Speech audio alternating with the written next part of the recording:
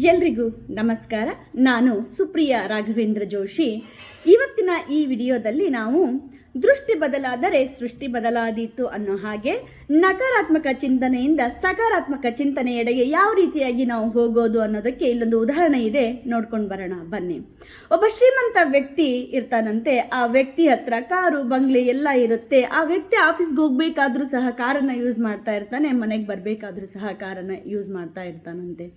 ಹಾಗಿರ್ಬೇಕಾದ್ರೆ ದಿನಾಗ್ಲೂ ಆ ಒಂದು ವ್ಯಕ್ತಿಯನ್ನ ಒಂದು ಹುಡುಗ ದಿನ ಬೆಳಗಾದ್ರೆ ಅವರ ಮನೆ ಹತ್ರ ನಿಂತ್ಕೊಂಡು ಅವರನ್ನು ನೋಡ್ತಾ ಇರ್ತಾನಂತೆ, ಯಾವ ರೀತಿಯಾಗಿ ಇವರು ಹೋಗ್ತಾರೆ ಅಂತ. ಈಗ ಸುಮಾರು 15-20 ದಿನಗಳು ಕಳೆದ ನಂತರ ಆ ಶ್ರೀಮಂತ ವ್ಯಕ್ತಿಗೆ ಅನುಮಾನ ಬರೋಕ್ಕೆ ಶುರುವಾಗುತ್ತಂತೆ. ಯಾಕೆ ಈ ಭಿಕ್ಷುಕನ ಹುಡುಗ ನನ್ನ ಹತ್ರನೇ ನೋಡ್ತಾ ಇರ್ತಾನೆ, ನನ್ನ ಮನೆ ಕಡೆಗೆ ನೋಡ್ತಾ ಇರ್ತಾನೆ, ನಾನು ಹೋಗಬೇಕಾದ್ರೆ ನೋಡ್ತಾನೆ, ಬರಬೇಕಾದ್ರೆ ನೋಡ್ತಾನೆ ಅಂತ ಹೇಳಿ ಚಿಂತೆಗೆ ಒಳಗಾಗಿ ಕೊನೆಗೂ ಒಂದು ದಿನ ಆ ಶ್ರೀಮಂತ ವ್ಯಕ್ತಿ ಆ ಹುಡುಗನ ಹತ್ರ ಹೋಗ್ತಾನಂತೆ. ಯಾಕೆ ನೀನು ಈ ಥರ ದಿನಾಲು ಬಂದ್ಬಿಟ್ಟು ನಮ್ಮ ಮನೆ ಹತ್ರ ನಿಲ್ತಾ ಇರೋದು?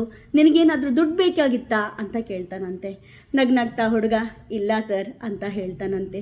ಸರಿ, ನಿನಗೇನಾದರೂ ಊಟ ಬೇಕಾ ಅಂತ ಕೇಳ್ತಾನಂತೆ. ಇಲ್ಲ ಸರ್ ಅಂತಾನಂತೆ. ಸರಿ, ನಿನಗೇನಾದರೂ ಬಟ್ಟೆ ಬೇಕಾ ಅಂತ ಕೇಳ್ತಾನಂತೆ.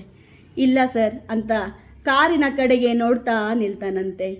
ನಿನಗೆ ಈ ಥರ ಕಾರ್ ತಗೊಳ್ಬೇಕು ಅಂತ ಆಸೆನಾ ಅಂತ ಹೇಳ್ತಾನಂತೆ.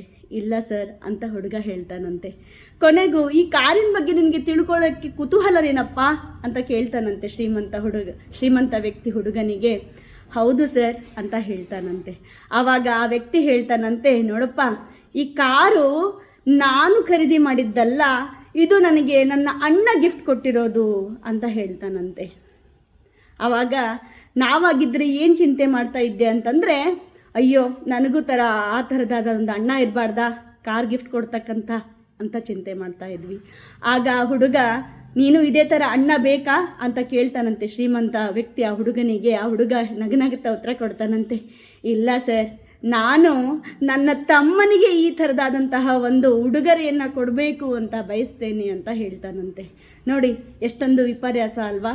ನಾವು ನಮಗೇನು ಮಾಡಿದ್ದಾರೆ, ನಮಗೇನು ಕೊಟ್ಟಿದ್ದಾರೆ ಅಂತಕ್ಕಂತಹ ತಿಳಿತಕ್ಕಂತಹ ಈ ಒಂದು ವಿಷಯದಲ್ಲಿ ಆ ಪುಟ್ಟದಾದಂತಹ ಹುಡುಗನ ವಿಚಾರ ಎಷ್ಟು ಸ್ಮರಣೀಯವಾದಂಥದ್ದು, ಎಷ್ಟು ವಿಶೇಷವಾದಂಥದ್ದಲ್ವಾ?